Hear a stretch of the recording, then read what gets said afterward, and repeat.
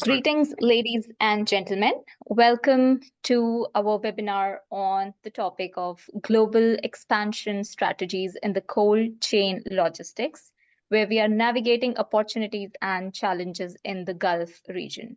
So, this is in anticipation of an upcoming World Cold Chain Expo in Dubai, organized by Tab Group. So, today Afsheen Siddiqui, I'm honored to welcome our distinguished panel of speakers for this webinar. We have Ahmed Attiya. He's the Group Supply Chain Director for the GCC region at Zahrawi Group. We have Riham AbouKhatwa. She is the Regional Supply Chain Director at Sanofi. We have Nabil Shahin, Managing Director, Air Conditioning, Heating and Refrigeration Institute, AHRI. We have Avinash Verma. He is the international cold chain expert joining us today. So all these speakers will share their insights and expertise on navigating the complexities of expanding the temperature controlled logistics and cold chain operations in the Middle East. We will be taking sustainability, partnerships, role of technology, regulations, and the best practices into consideration today. So welcome everyone who has joined us today. So let's begin discussing about sustainability. Let me come to Ahmed Attiya from Zahrawi Group. Ahmed, tell us what role does sustainability play in shaping the global expansion strategies for the cold chain logistics in the Middle East?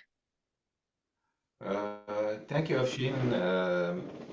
I believe the sustainability is becoming now a mandate in most of the countries and as well as the GCC.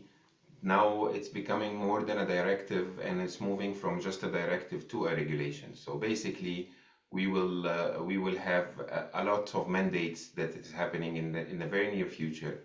And companies that are not coping with this and not shaping their strategies to go with that direction will face a lot of hassles afterwards.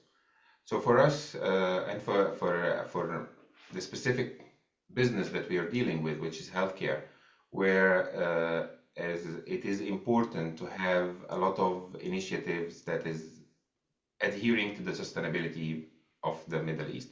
So basically using of biodegradable products, the recycling of the material, ensure that there is no waste and the treatment of the biohazardous material as well. And moreover, in the transportation and the CO footprint that we need to reduce. And currently, most of the companies that we are dealing with are moving to hybrid solutions and looking forward in the transportation of the electrical vehicle presentation in the market so they can adhere to the footprint of the emission. Also the consolidation of the shipment, the solar warehouses initiatives that is happening now in the region, it is an evidence that we are all moving towards that direction. Whoever will not contribute into this and will face a lot of complication afterwards. So now we need to move, I believe, towards that direction before it becomes a mandate and a regulation, because not contributing at this stage will face the organization, will affect so much cost afterwards. So we have to have it in a business feasible way to ensure that this is happening in a proper timing and in a proper integration with the company strategy and growth as well. So the more we grow, the more our initiatives of sustainability has to be there. Absolutely. And I believe that it is very important to promote the eco-friendly solutions that are available, like you said, moving towards the solar solutions or the renewable energy solutions and introducing electric fleet into the logistics of the cold chain supply management. Well, So so we far, were, yes. so far it's not very feasible, economically feasible, but I think this is the future. This is happening more or less in the very near future. The sooner we realize, the better it is. Absolutely.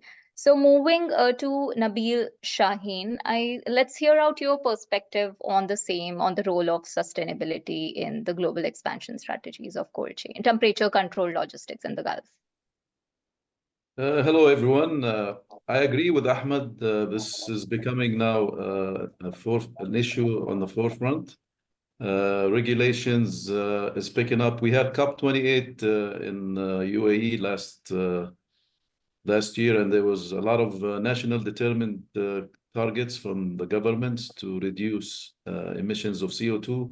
As you know, the GCC countries have the highest carbon emission in the world, about 19 ton per person. So, and some of it is due to the high ambient conditions and the temperature. So the cooling equipment runs much longer. So the governments are paying special attentions to that, and we have to look at the entire food chain cycle, reducing emission and looking at the carbon emission. Currently, as a AHRI organization, we're developing standards that would be calculating carbon emission of equipment, embedded carbon and operational carbon. Our sister organization, AHRI, is also looking at determining carbon emissions of buildings and construction areas. So those will all be monitored in the future. Every organization has to be cautious on how much carbon they emit and start doing monitoring and calculating their current situations and putting plans or roadmaps to on how to improve it in the future.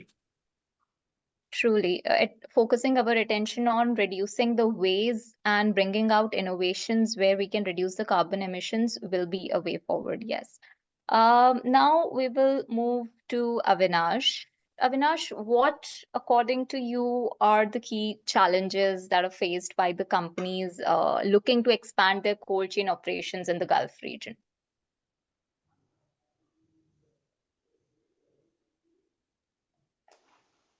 Thanks for the question. And the challenges, what I see, it's not only for the Middle East and the Gulf, but again, it's across the globe what we are seeing it. Again, when we are talking about the challenges, first and foremost, we have to understand the elements which are of cold chain. Like what are the elements comes into this cold chain? So it's more of like the cooling systems, then the packaging solutions that is being used, then the cold storage facilities, how it should be there, then the cold transportation, that is the reefer vehicles, then the cold processings or the frozen food and all, how it is being moving from one place to another, and the monitoring system, the track and trace and the IoT systems that we are using. So again, like if we see on all the aspects, like there are challenges where the technology, either when we are talking about the packaging solutions, so the packaging solutions should be sustainable. So there, like we have to see that it is biodegradable, it can be reused or refurnished or recyclable. So from that angle, like these are the challenges where we have to see how to bring those things into picture. Cold storage, where again, like it should be run uh, on a renewable source of energy rather than the fossil fuel, as well as like again the solar energy through which like the cold storage can be used and it can be run. Reefer vehicles, when we are talking about, again, if we now there is a trend where the electric vehicles are coming up. So how we can embed reefer vehicles in it, and those challenges can be mitigated where the carbon emission can be reduced. Okay, and then the food processing that we are doing. So how like we can make the products that frozen and then we can ship it up. So those way we can do it. Then again, the telemetric devices that we can use for the monitoring aspects and the digital twins. That is also a part of the track and trace and the monitoring that we are seeing around. Like there are digital platforms that is being created, which is helping us to do a prediction and the forecast of what could be the scenario. And the reason why I'm saying is because there are various regions of these kind of challenges to be mitigated because of the rising population, the climate change, then the growing healthcare and safety and environment concerns are there. Again, related to the demand of the frozen food as well as the e-commerce rising because of the demand of online shoppings. right? So for that, again, not only it will be for the food and horticulture, but again for the pharmaceuticals also. If we see, we have to have these kind of solutions into place, and again, it should be sustainable. The cold chain has to be sustainable. So these are the challenges where we have to work upon. Absolutely. I think some of the additional challenges would involve the infrastructure limitations, and then we have to bring into consideration the regulatory compliance of every region, and so on. So we will go to the regulatory part later in today's discussion. Next, I would like to put an important question for Riham. She is the Regional Supply Chain Director at Sanofi.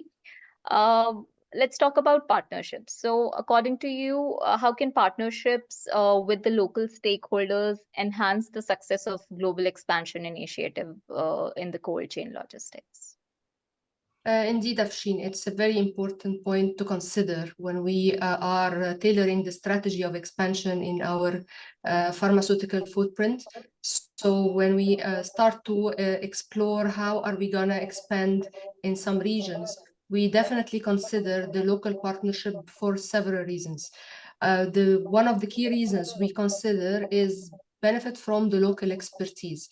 This benefit that we are building on their in-depth knowledge, how they are helping us to navigate into the new cultures, and how are we being introduced to the regulatory hurdles that that they know better than us. Working with them as partner as well, optimize the usage of the logistics optimization, developing more optical approaches and more optimal flows, both physical and financial. When we look to the second benefit of the partnership of the local colleagues in the logistic, we are actually monitoring the infrastructure preparation.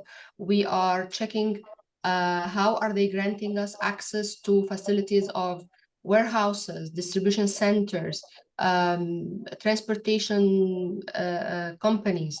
Also, this is important for us when we are assessing the feasibility of the expansion, because we want to reduce the investment in the build of the infrastructure. So no need for those costly investment when we have a solid, knowledgeable infrastructure access.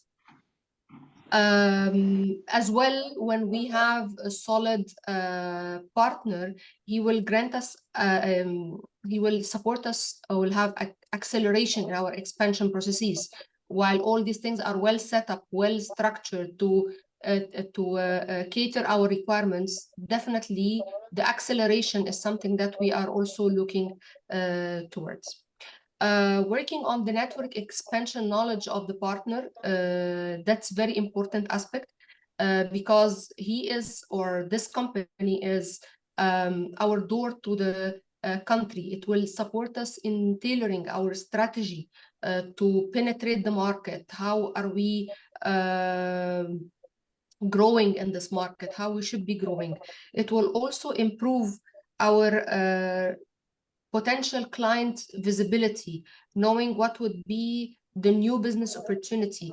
All those introduction to their network of contacts or relationship or partners, all those elements is definitely a plus that will make us select this partner.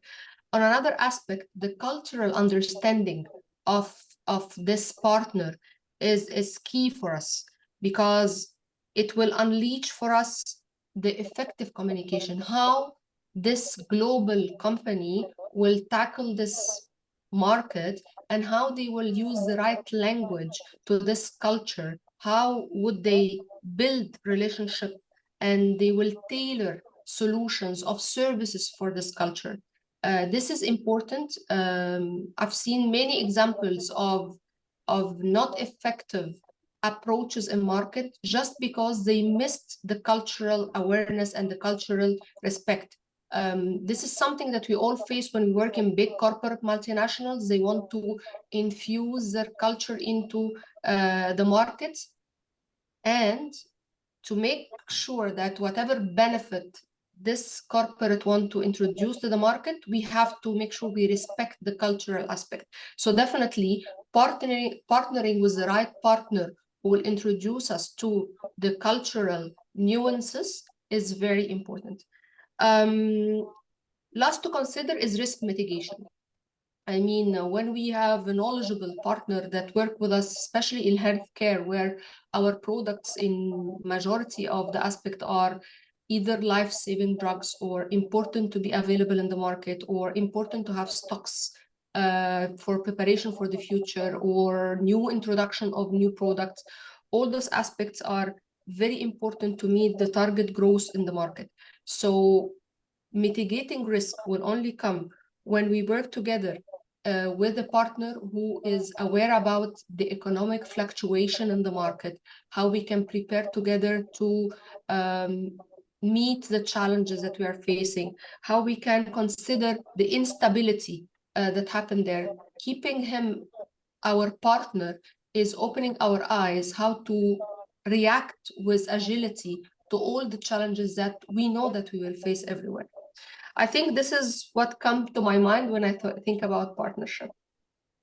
Very well said, Riham. So I think you're right that if we consider partnerships with the local stakeholders and bring in their knowledge of the particular region, and the global companies can integrate the solutions that they bring to the industry, with together both of them can efficiently define strategies for a particular region.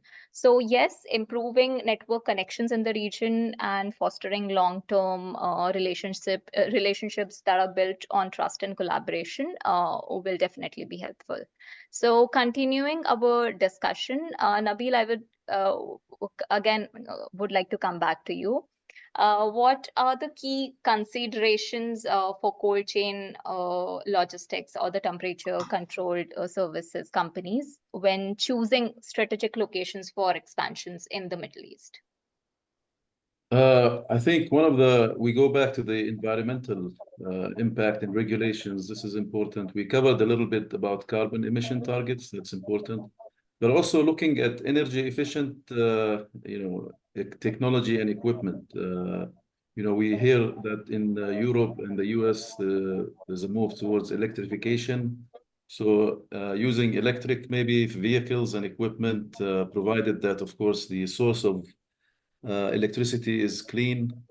For example, in the UAE, 20% of the electric generation is clean, considered clean. We have 15% nuclear, 5% solar, and the country is moving towards more cleaner energy.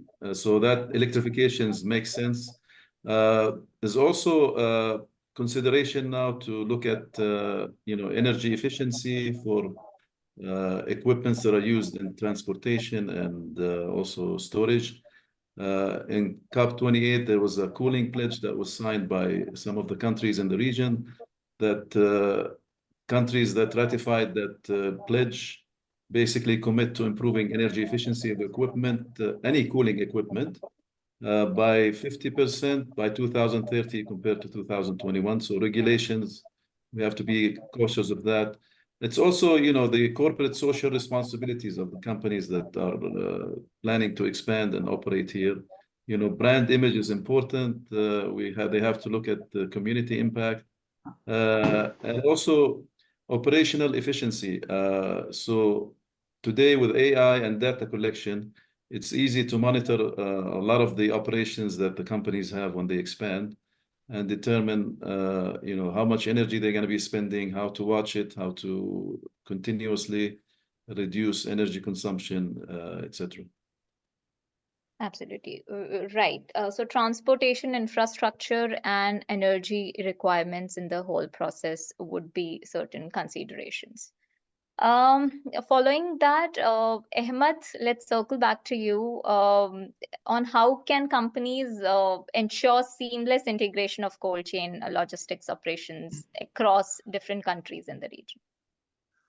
I cannot agree more with Riham actually, because I think we are in the same industry and we are having the same challenges that we are facing in different regions. So the standardization is the key. Unfortunately, nowadays there is no current standardization, for example, between the GCC countries, like the Europe standardization in terms of protocol and standards and regulations when it comes to healthcare. And when it comes to healthcare, we are talking about products that are extremely vulnerable to heat.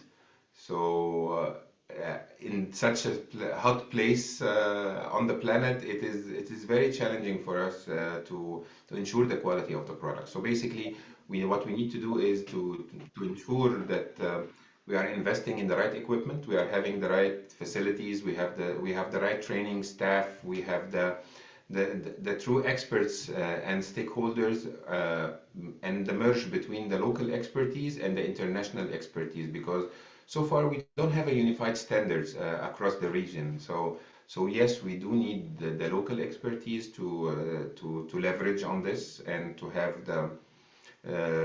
the boost that is required to ensure the safety and the quality of the products.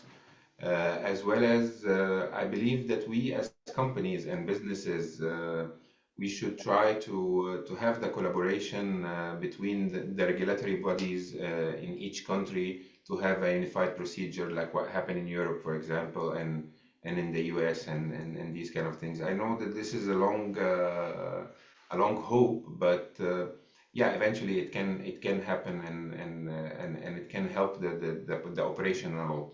So the right IT systems in place, the right equipments, and the people themselves, and also to leverage on the local expertise. I believe this what will enable us to have a real seamless operation in multiple countries in the same time, in terms of logistics and in terms of regulations as well. True. I would also like to resonate on the same things, that through standardizing processes which are unified and then leveraging on the real-time visibility technology and establishing like strong communication channels with all the local stakeholders would be the key. So next up, we have Avinash. As we are talking about leveraging technology, how can technological advances aid in optimizing the complete operations of cold chain across borders in the region? From technology point of view, also we have to understand, like again, how we are trying to minimize the carbon emission, how we are able to reduce the cost of operations, and how fast are we able to deliver it. So for that, again, there are various, like again, technologies that is getting implemented, and for that, again, there are various refrigeration companies who have started setting up experience centers as well as center of excellence. And these center of excellence and the experience centers are focusing on research activities. It's a kind of a technology hub as well, where the startups and the various other again, new companies who are doing various technological developments to improve the you can say the equipments or the monitoring systems, or the various other you can say the materials that is being used for the packaging. So for that, there is a R&D that's happening, right? And again, it's also becoming as a knowledge hub, which is a kind of a capacity building activity. It's happening over there, which is again enhancing the technology level, like expertise and how to handle those, right? So for that, again, when we see that, so there are drivers related to energy and environment. So again, we have to match the SDG goals. So all these companies, they are more focused on how they will be able to reach that SDG goals. And then for that, the new sustainable packagings is coming up, where people are using the phase change materials and in various other insulation materials that they are using it for making it more lighter. Because when we are talking about shipments, if it is an air shipment, then if the cargo weight is less, then obviously the CO2 emission and the costing will also get reduced. So from that angle also, there is a work that's going on. There is an again alternative refrigeration system, and then lowering the GWP refrigerants. On that also there is a work going on. Then digitalization, again, where track and trace and then identification of and the predictive analysis, that when we are doing it, we are able to forecast about what could be the scenario. Because now if you see, the climate is keep on changing. So we have to have an understanding that if we are sending from one place to another, what is the temperature of that particular entire lane. So that monitoring has to be done on a real time. And for that, there is a work happening on the digital front. Electric vehicles, when I was talking about, I mentioned about those. So there again, hydrogen fuel is also on which there is a development and the activities are happening. So that is also there.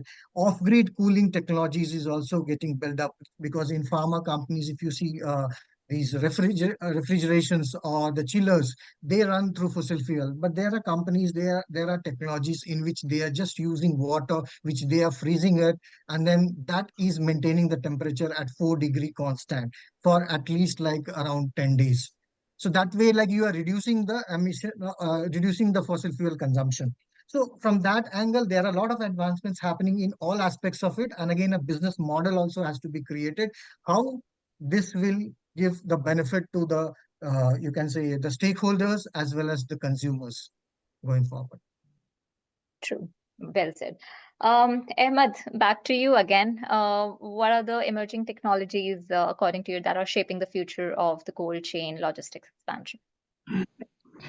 I think I think we are all witnessing the introduction of AI and the Internet of Things. This is happening in every aspect of our lives and our personal use as well. But I think this is also an integral part to monitor, to validate, and to maintain the right standards and procedures in terms of humidity, in terms of temperature.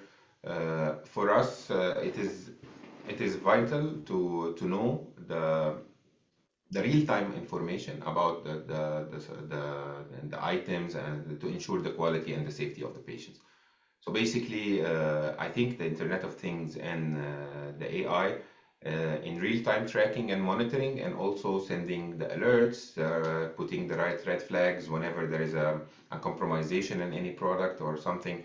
So basically, this is very important. AI will help us in transportation, in optimization of routes, in so many aspects in the logistics wise, to enable us to have also a better control and to be more efficient in our services, because we basically everyone is striving for efficiency and quality, I believe. So in order to ensure both, you need to have not a man-made solutions, but a more such an efficient solutions. Uh, Again, the inventories and the demand planning and forecasting, it is vital to have proper data analytics. Maybe the consolidation in pool of data of multiple countries regarding the consumption, regarding the demand forecasting, to have a proper, accurate demand forecasting, because everyone is suffering from waste. So having the proper forecast in place and will minimize eventually the waste, and will minimize both the efficiency of the operation, make organization more lucrative and more efficient in terms of commercial aspects in this.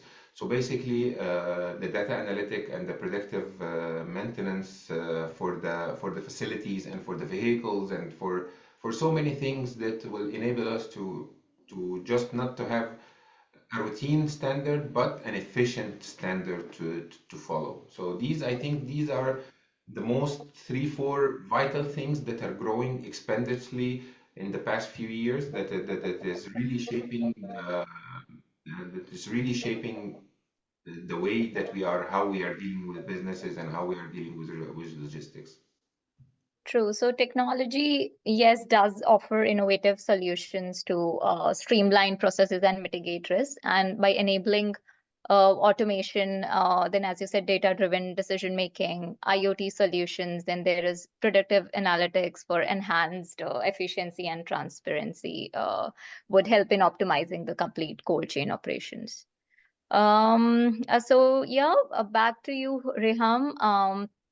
what are the best practices for maintaining the quality and the safety standards in the cold chain and temperature control logistics during the global expansion efforts? Yes, and nowadays we are all facing transformation in our business ways of working, and all those transformation journeys, when we start to plan for them, all the consideration that we take into perspective are all about quality and safety, to make sure that our products reach the end customer in the best way that we wanted to share the benefits. So it all starts with a careful planning and an assurance how we should adhere to local and international safety standards. So to reach those aspects, we have to make sure that we have solid compliance and regulation system in place to make sure that the standards are well known to everyone and are taken into consideration in the planning phase. This takes us also to make sure that we establish a solid quality assurance system throughout the journey. We have to make sure that we keep on reviewing and checking our processes, our ways of working, how those aspects are reaching us to have the right image of providing a product with integrity to the end customer. Taking this into consideration, this will lead us to make sure that we secure having the right temperature monitoring in place, using all the tools that we have that are actually day after day. There are new tools with new aspects that are supporting the real-time monitoring of the product. The second element that we discussed is the packaging material. It's crucial that we make sure that we are using the right packaging materials, not only from cost and quality perspective, but also from sustainability aspect. And as this is what we are monitoring now, all our products are impacted hugely by the packaging aspect during transportation. So moving to sustainability, now there is a very big red flag how we should be fostering this into our processes. So lots of reviews, lots of studies and investment are being put in place to make sure that we are also delivering the product in the best aspect. When we consider the temperature and the packaging, the traceability as well is one of the key aspects that reflects into the transparency of our supply chain throughout the full journey of the product. So also there are lots of tools here which will take us to how AI could support us, how the generative AI could give us some insights and alerts to support us, like taking decisions fast and in the right time. When I think about all this aspect, one important thing that comes to my mind is training and education to the people who are handling the product throughout all the journey of the product. This is something that we sometimes consider that it is for granted, everybody knows. Yes, it's true, everybody knows, and also they need to have refresh sessions, they need to have support and review on the practice that they are doing now. Maybe there is another benchmark of an option or a best practice somewhere that we should adopt and learn from that would be more efficient and effective. So investing a wider percentage in training and education to the handlers, to the transportation team, to the DC team, to even the airport team, by the way. I mean, we are seeing lots of good products in some airports handling our sensitive life-saving drugs, but it's not available everywhere. Nevertheless, this never stops the company responsibility to partner with the airports to support as well in how to handle the best way to handle the products. This will take us into an important aspect, which is how we can prepare for risk. I believe the last few years had made us see situation in supply chain and in business development that required innovative solutions, that required quick solutions, that required adaptability in the right time. So preparing for this aspect, preparing to make sure that we are it has been considered part of the planning. This means we have to have contingency plans.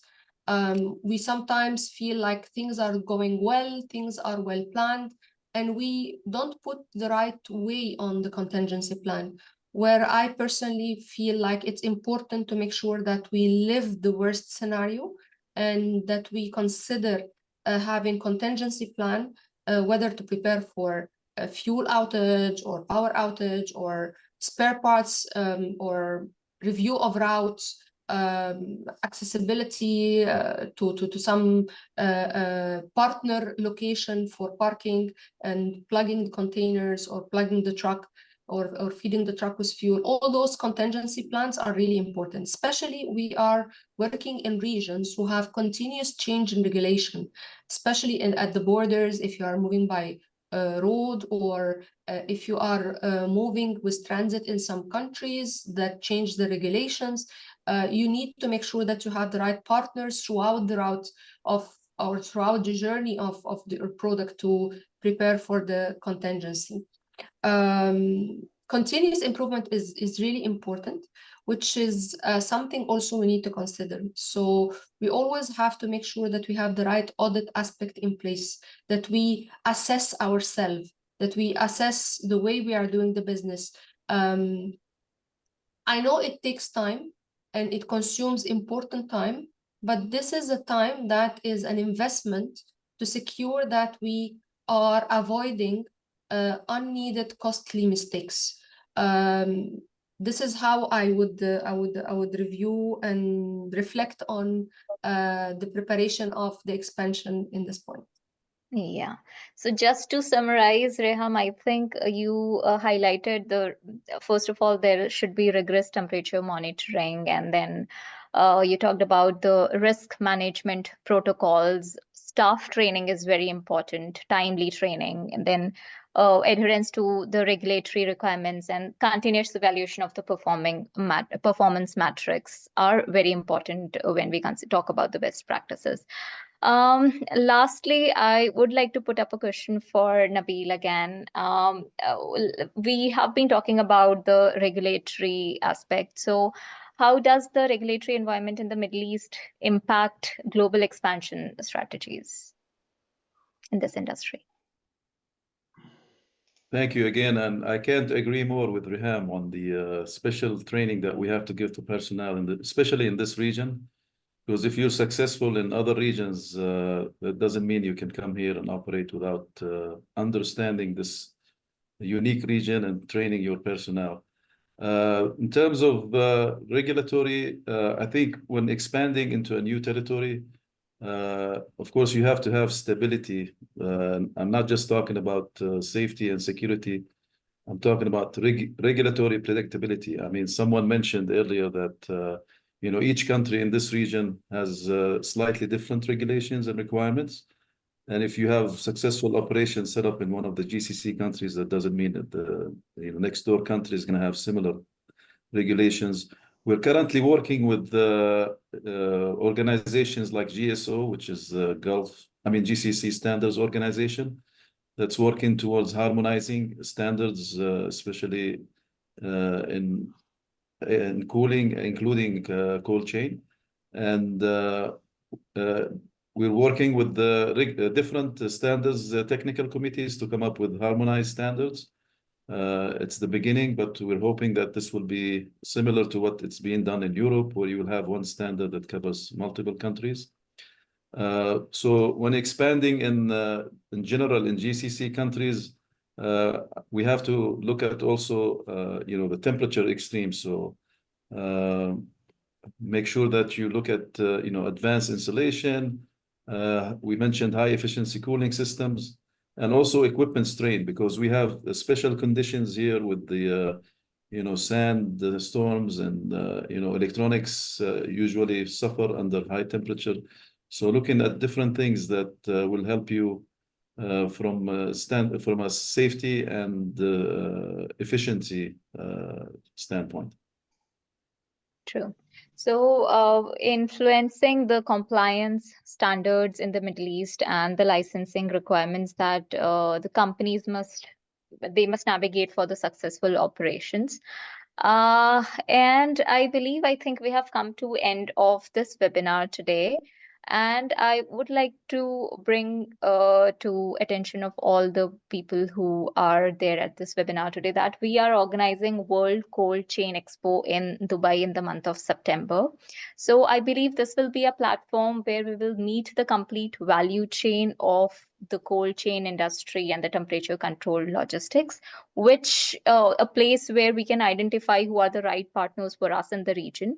So with this, I would like to thank all of our speakers today for giving wonderful insights into this industry and making us aware of what are the technologies, what are the solutions that we can come forward with. So as we look ahead with the ahead to the opportunities and challenges that are awaiting us in this dynamic field of cold chain logistics, once again, I appreciate all your knowledge sharing today, and we hope to see you all physically at our event.